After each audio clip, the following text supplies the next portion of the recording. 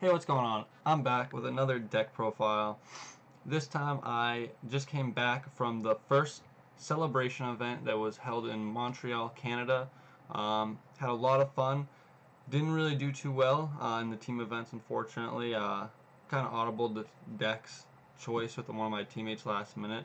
I think if we stayed with the original decks we were going to play, we would have done significantly better, but it happens. You know, ended up changing my deck for Sunday since I didn't really like the deck I played Saturday into this Hirudegarn deck. This is what I kind of wanted to play going into the weekend, but since I had no experience with it, no real testing with it, I was just like, whatever, I'll just play something safer for Team War since obviously other people's records were like depending on me doing well, which unfortunately didn't happen because I did bad. But um, going into singles, I was like, okay, I think this deck's really good. I'm just gonna play this deck.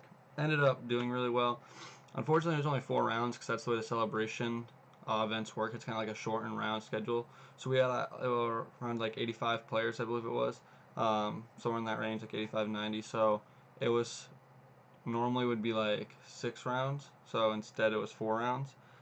So that's kind of unfortunate. It happened. So like for example, one of my teammates from Team Wars, Nick Minio, he went X1, only losing to another X1 who was at table one and didn't make the top 16. So, like, if there's a fifth round, then, like, you have a better chance of going X1 and making the top 8 because, like, you won a fourth round or, like, I mean, it really depends also on your breaker. So it's not really definitive because if all the people you played lost that last round, then you're definitely not going to top. But if all the people you played won that extra round, then it's going to help you. So like going into the last round, I won my last round at like table 6 or 7.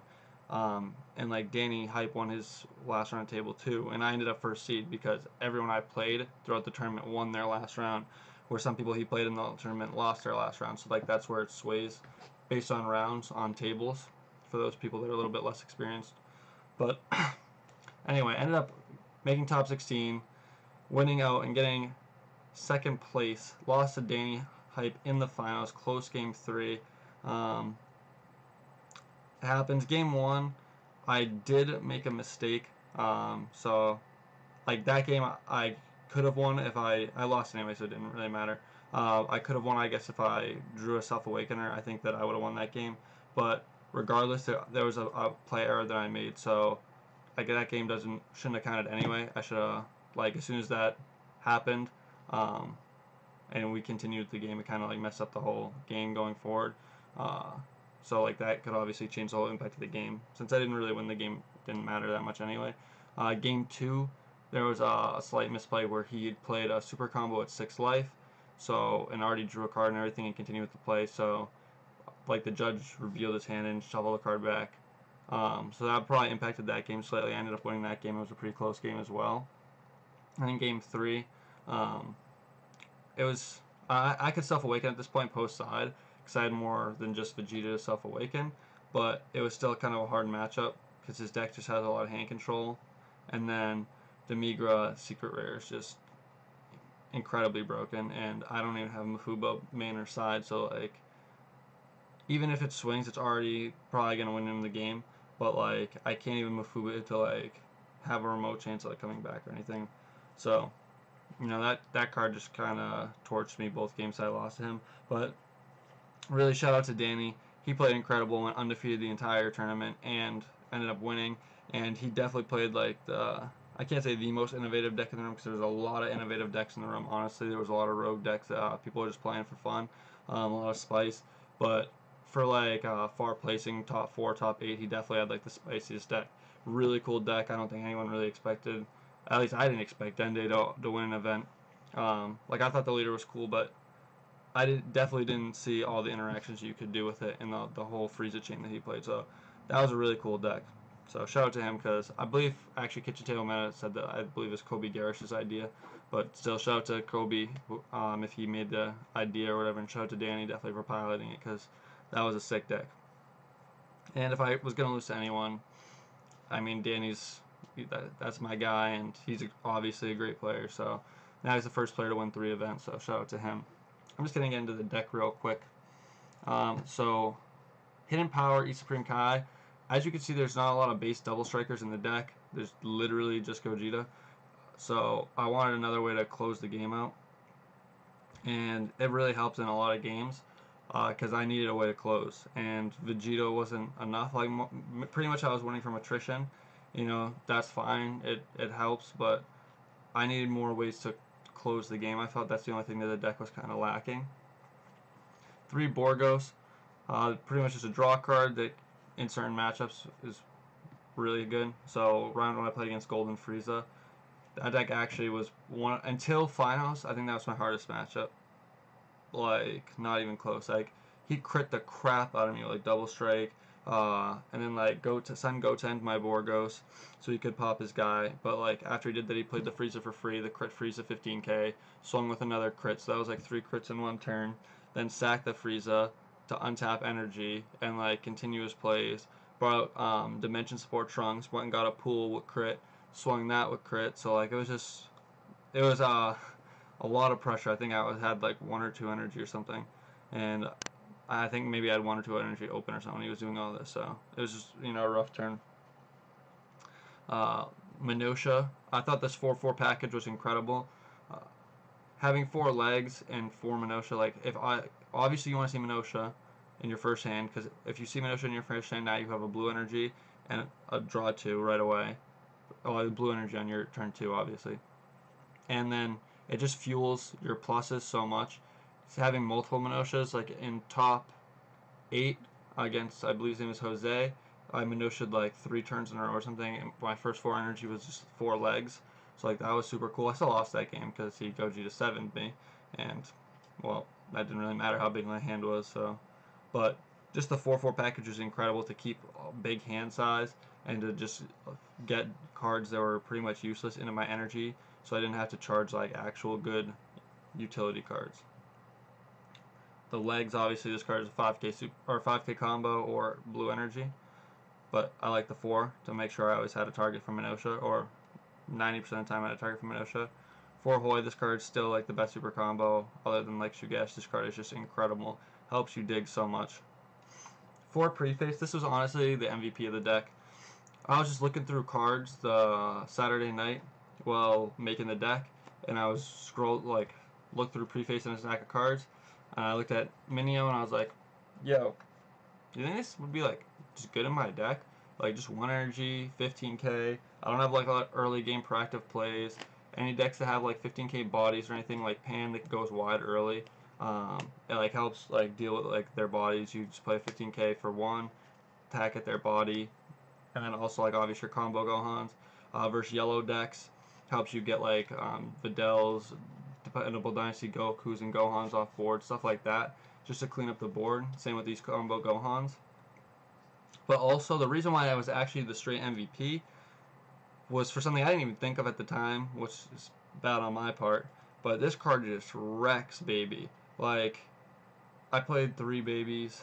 I played Tyler. Can't pronounce his last name. I don't know his last name. Allison or Allison. Sorry, bro. Played him twice, and every time he brought the grade 8 baby, I just played Preface for 1 energy.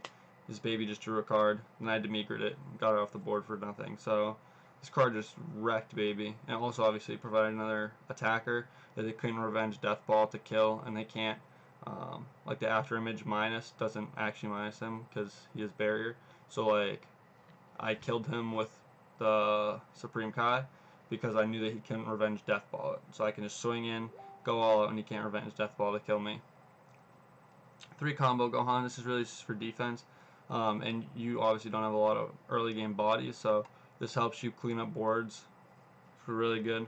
I probably would have played a 4th copy over Phantom Flame Cannon, but I'll get into that later. And there's a few changes I would probably make, but I'm not 100% sure on them, especially since now Set 6 is about to be out, so the whole deck and format and everything would change regardless. 4 at all costs. This is my only Self-Awakener in the main.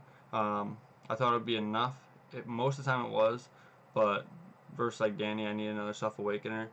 Going forward, I might main something else like 2-pan or something in the main, but I don't really know. All depends on how the meta turns out. Excuse me. But I really like this card as a finisher still. And a way to awaken. A 3-drop 20k body that draws a card was just really good regardless. So I liked it just for being a 3-drop 20k body that just put fear into their heart. When I had that, he's on the board, they're sitting there like, okay, at any point he can get triple strike and just go in. So I really like that card. Probably the best blue battle card right now, all around. 2 Ultimate Fusion Gogeta. So there was like times where this was kind of because like obviously I have to overwhelm, but most of the time I could just feel my discard again, and this card would just come down as like just a late game bomb. Didn't really play it that much, but it was in there. It was my only base double striker.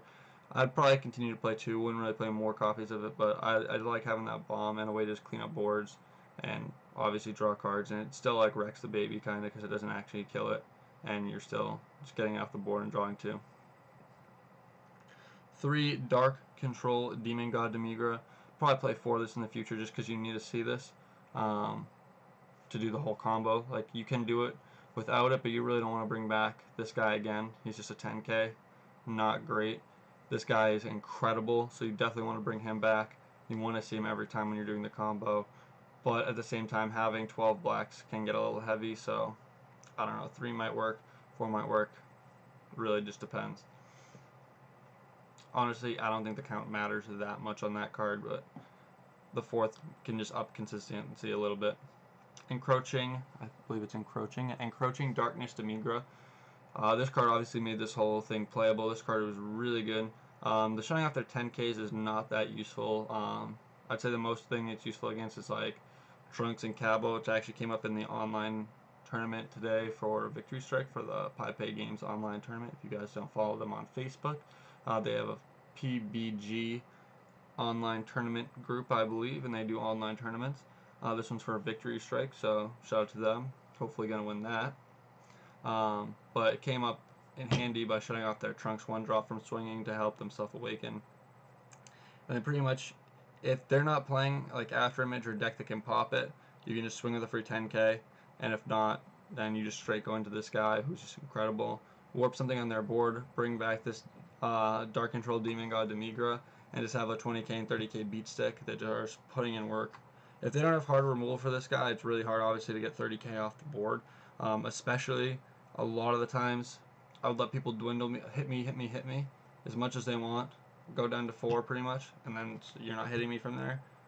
Going into my turn 3 or 4, and then I would Demigra, crap on their board, awaken, so I could play defense.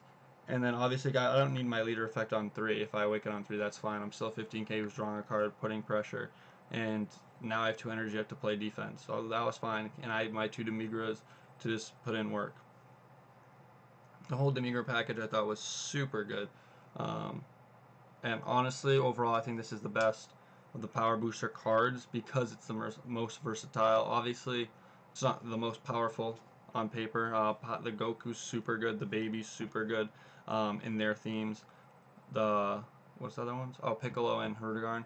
I think those cards are still both good in their themes. The Hirudegarn I still think needs a little bit more support to really put it into like a competitive atmosphere, but that put it into like obviously out of the picture to at least like could be in a conversation. So like all the Power Booster cards is great. I just like how Demigra is more versatile because you can, I mean obviously you're only playing it with this Demigra, but you can play this package in other decks in other ways. You can play other black cards other than this, which I didn't really think of other than Haru with my side deck. Going into the future I would side deck additional black cards. So this guy was just incredible. 4-dimension magic, this is the best in the game right now, hands down in my opinion. Like time magic is really good, but dimension magic is just incredible. Untapping 2 is just insane. +1 energy on a negate, plus it has the sparking ability, super good. Phantom Flame Cannon, I've always been a fan of this card, but really just wasn't that great when I played it. Most of the time I just sided out for Raging Spirits on Gohan because I was like, Gohan will probably be better most of the time, and it's a battle card if I want to pitch it for my effect. So I just really wasn't a fan of Phantom Flame Cannon going forward. I probably wouldn't play it. But at the same time, there were instances where it was super good, where like on defense, like you can just play 2 of them and just rip 2 cards from their hand, or on offense, you can like swing leader, would double flame can, rip 2 cards, or rip 3 cards from their hand pretty much, and like you could still swing at your Demigra 4-drop after and rip another card from their hand and just pretty much destroy their hand. But I don't know, other than that, it was kind of meh for me. Force Sensory being that's a staple in every deck, but especially a mono blue deck. For the side deck, Awakening Talent Pan, that was just another way to self-awaken. The only time I sided it in was versus Danny, because his deck didn't awaken me. But I would side it in versus like Shenron, other things like that that don't attack earlier, don't want to awaken you. If I played like a U7 Frieza deck for some reason, anything like that. 2 Weesis Coercions just for more negates. I sided these in a lot. I really like playing more than 4 negates. That's just how I play. I like to have like 5 to 6 negates in a lot of decks. So a lot of the time I would take out like Phantom Flame Cannons, 2 of them, and a 1-of card, whatever I felt. Maybe a Gogeta 5, maybe a Preface, maybe Borgo, something like that. And I would put in like the Gohan that was just better than Phantom Flame Cannon, and then 2 Weesis Coercions, just because I like the negates, honestly. So I don't know, going forward I might main them. I really don't know. It depends on if I feel like I need more negates, and if I even play this deck going into the new meta. 3 Dark Power Black Mass Saiyan. This was against like Chain Zeno. That was like the main thing. But there was actually a Childer that was undefeated, or X1. So if I played Chilled, this would have came in super handy. And it's also good versus like hand control Shenron, because they wish out, or Child's wish a lot of guys. They don't really world peace as much. Dende, new to the job. This was obviously for objection decks. Top 8, I should have sided it in. Literally just didn't think of it. So that was the only time it would have been useful. I just was stupid and didn't side it in. So I got objectioned a bunch and Gogeta, but I ended up winning. So I guess it didn't really matter. But definitely should have sided that in the top 8. It's not nearly as good anymore though, obviously with the new ruling. But I don't know. I built the deck the night before, so the side deck wasn't too thought out, but it was there for objection objection matchups. 3 Haru Haru, obviously for yellow Broly, Dende. This is great against. You can bring it back with Demigra and just untap 4, which is just crazy. The whole like chain is pretty much free, and you're getting a 30k body, 15k crit, and warping their guy for free. Like that's just a ton of value. And also like this with Preface against yellow decks, you can just go super wide for like no energy. You can go like Preface pretty much for 1. When you have 4 energy, play Haru Haru, now all your 4 energy is up. So like if you play 2 bodies for free pretty much, play at all cost, play another body, still have 1 energy up. So like played 3 bodies and still had energy up for defense. Like it's just, you can get crazy board presence with it. And then 2 Fu, this is really just for Janemba. No other time when I saw this, and I just figured that if I played Janemba, I wanted a card that I could side in for the matchup. There's not really much that you can side in, but I figured, this card, I'm probably going to get to 6 energy versus Janemba. And if I have like a board built up like Demigra, stuff like that, and at all cost, a Gogeta, something like that, just anything built up on the board, this is just going to put in a ton of work and really just help me win the game in that matchup.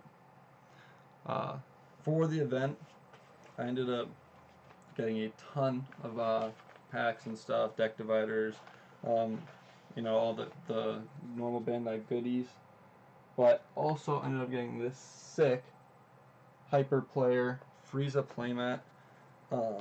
Unfortunately could not get the first place one, but if I'm not gonna get first, second's not bad either. Happens. Overall, the event was really great. The team registration process was absolutely horrible. I don't know what Bandai was thinking with that. Like, that just blew my mind that a multi-million-dollar company used a Google Doc to sign up teams, and then told them, no, you've already spent hundreds of dollars on hotels, airfare, buses, all the mismatch, gas, all these things, and planned trips, taken off of work, stuff, all these things, and now you can't even play because we used a Google Doc. That was the most ridiculous thing I've ever seen in my entire life. Bandai, you need to get your shit together on that, because that was just mind-blowing. Like, wow. The team name thing, that's ridiculous. You could put our team name as Team A, that guy's team B, that guy's team C. No one cares what you put their team name as during the tournament. The only team name that matters is the person who won anyway. So that was completely freaking irrelevant. They should have just let anyone play, and whoever won, they didn't approve their team name after the fact. That was the stupidest process I have ever seen. Bandai, fix that shit. Holy crap. Let the tournament organizers run the event, in fact. Like, I don't understand why Bandai just was like, oh, you know, for all the regionals, we'll give you guys control, and then for these events, no, like, this is how we're doing it, ABC, because this was awful. Like, they have no fucking clue how to run a tournament.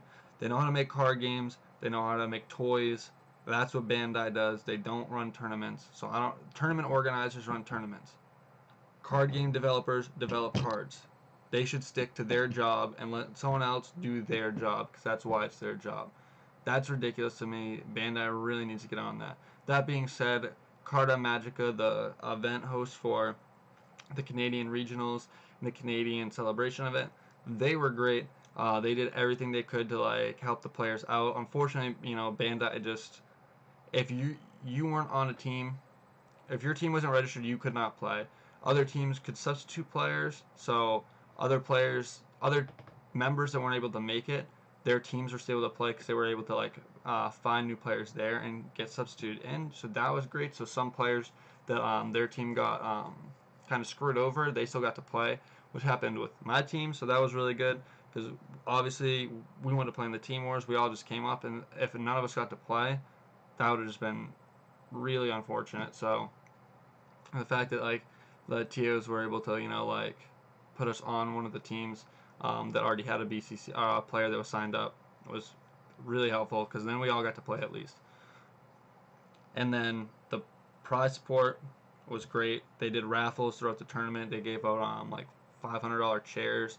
Unfortunately, I was playing in top, so I believe it was only for players that weren't in top for those raffles. But to be honest, that's really a good idea anyway. The players in top are already getting more prizing. Obviously, it's an incentive, but you know, the raffle is just, you know, a fun thing. It's an added thing, and they were just giving out extra things that weren't supplied by Bandai or anything. So that was really cool by them. So in the future, I would definitely probably go to more Montreal events, possibly Toronto events, because Montreal is only like 4.5 hours from me. Toronto's probably like 6.5, something like that, maybe 7. But they're not too bad. So depending on the time of year, I'll probably go to more of those. During the winter months, probably not as much, because like driving back, we had to hit a snowstorm, so you know that sucked. Added like 2 hours to the trip, but you know, it happens. Overall, it was a great weekend. Had a ton of fun. Got another second place. Unfortunately, couldn't get the gold, but again, happens. Until next time, I'm out. Peace.